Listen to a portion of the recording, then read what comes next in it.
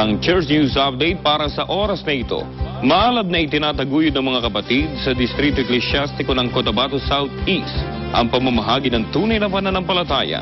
Kamakailan nagsagawa ng evangelical mission sa mga lokal ng Surala at Coronadal at Welcome Kapatid Ko, socializing para sa mga nagpasyang umanib sa Iglesia ni Cristo sa mga lokal naman ng Tupi at Coronadal. Para sa detalye, magbabalita kapatid na Wilner Arguelles.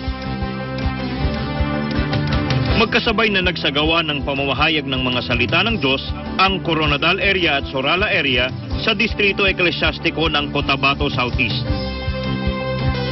Pinangasiwaan ni kapatid na Samuel Bitoya, katiwala sa ilaw ng kaligtasan, ang pamamahayag sa Surala area. Sa Coronadal area naman ay mababakas ang tagumpay ng isinagawang pamamahayag sa bilang ng managing panauhin. Halos sabay-sabay na dumating ang mga naanyayahan ng mga kapatid.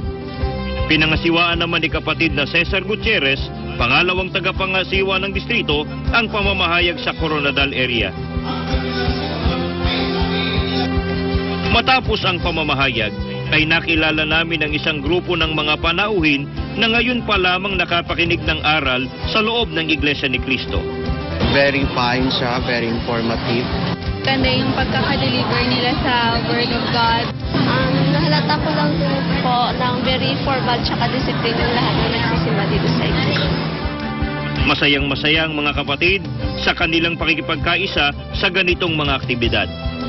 Magsikap po na mag-akay po ang bawat lokal na makadala po ng maraming panahon po dito ngayon. Makalipas ang isang araw ay sinagawa naman ng bawat lokal ang Welcome Kapatid Ko. Ang ginawa po namin aktibidad ngayon, Welcome Kapatid Ko. Para po sa gayon ay sila man ay maramdaman nila talagang welcome po sila sa pag-anib sa loob ng Iglesia ni Cristo. Naghanda ang mga kapatid ng musical presentation para sa mga panauhin na nagpasyang maging kaanib sa Iglesia ni Cristo.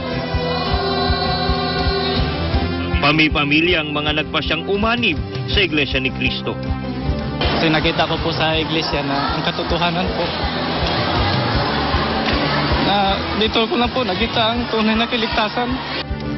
Napuntahan din namin ang Welcome Kapatid Ko ng lokal ng Coronadal. Iba't ibang musical presentation ang kanilang inihanda para aliwin ang mga nagpasyang umanib sa Iglesia ni Cristo.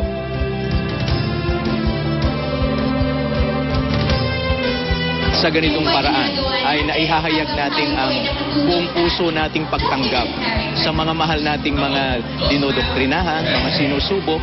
Ikinatuwa ni kapatid na Mabel Peñaranda na nakadalo siya sa ganitong pagtitipon.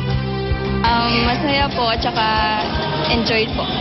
Mga tao po, madali lang po makahalubilo kasi po friendly, welcome ka po. Tuloy-tuloy ang pagdami ng bilang ng mga taong nagpapahayag ng kanilang paghahangad na maging kaanib sa Iglesia ni Cristo. Ako po si kapatid na Wilner Arguelles para sa Iglesia ni Cristo Television Network. Maraming salamat kapatid na Wilner. Patuloy po ninyong subaybayan ang iba pang mga pangyayari sa Iglesia ni Cristo dito sa Church News Update. Ako si kapatid na Benja Dalia.